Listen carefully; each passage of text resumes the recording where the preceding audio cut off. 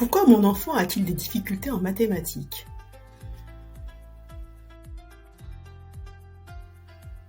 Est-ce qu'il n'est tout simplement pas doué pour ça?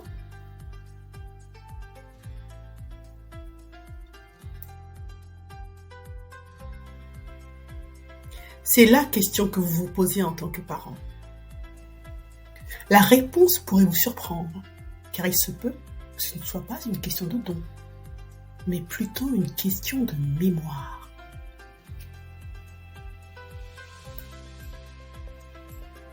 Imaginez votre mémoire comme une immense bibliothèque, où chaque type de mémoire représente une section spécifique.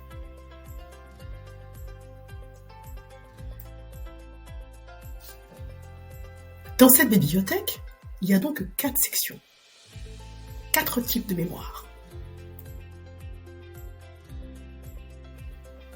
Notre première section est la mémoire de travail. La mémoire de travail, c'est comme la table de lecture où vous déposez les informations temporaires pendant que vous travaillez sur une autre tâche.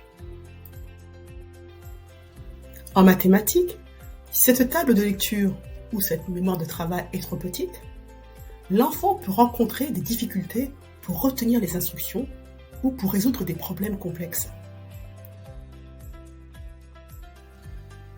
Pour l'aider à améliorer sa mémoire de travail, vous pouvez diviser l'information en petites parties.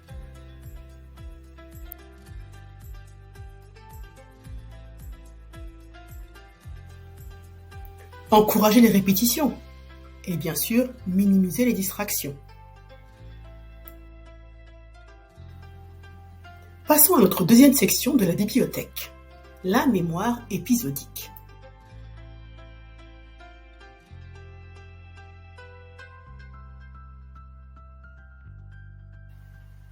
La mémoire épisodique, c'est l'endroit où nous stockons nos expériences personnelles, comme les coins où nous avons rangé ou laissé certains livres.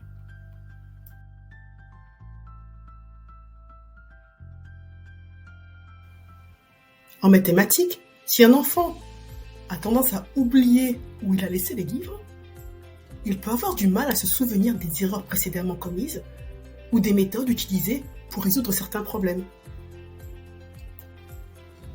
Pour surmonter cela, encouragez la réflexion sur les erreurs passées et la répétition des méthodes qui ont déjà fonctionné. La troisième section de notre bibliothèque est la mémoire sémantique. Ce sont en fait nos rayonnages bien ordonnés de connaissances générales sur le monde.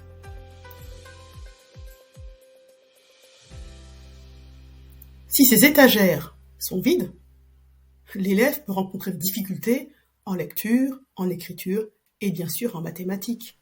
Parce que pour bien réussir dans ces domaines, il faut vraiment comprendre et utiliser ces connaissances générales. Pour l'aider à développer sa mémoire sémantique, utilisez des objets concrets. Jouez à des jeux de société qui mettent en pratique les mathématiques.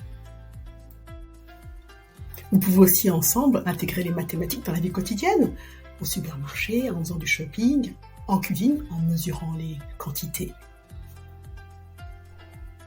La dernière section de notre bibliothèque est la mémoire procédurale. C'est notre section de comment on fait. C'est notre section où sont stockées les compétences pratiques et les routines cognitives, les routines mentales. Alors, que se passe-t-il si notre mémoire procédurale nous fait défaut? L'apprentissage de nouvelles compétences se complique, car on a du mal à exécuter des tâches en séquence et en ordre. Et pour les maths qui demandent une séquence précise de pensée et d'action, c'est particulièrement vrai. Alors, comment y remédier? Vous pouvez utiliser des jeux éducatifs pour une pratique répétée afin d'ancrer dans sa mémoire ces connaissances générales qui lui manquent.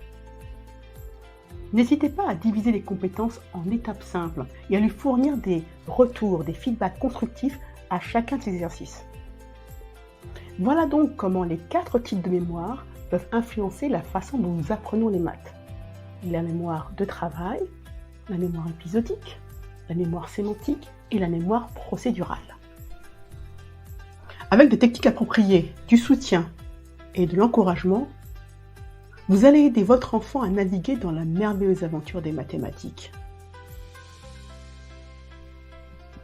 Vous pouvez télécharger gratuitement l'infographie de ces 4 mémoires en cliquant sur le lien sous la vidéo.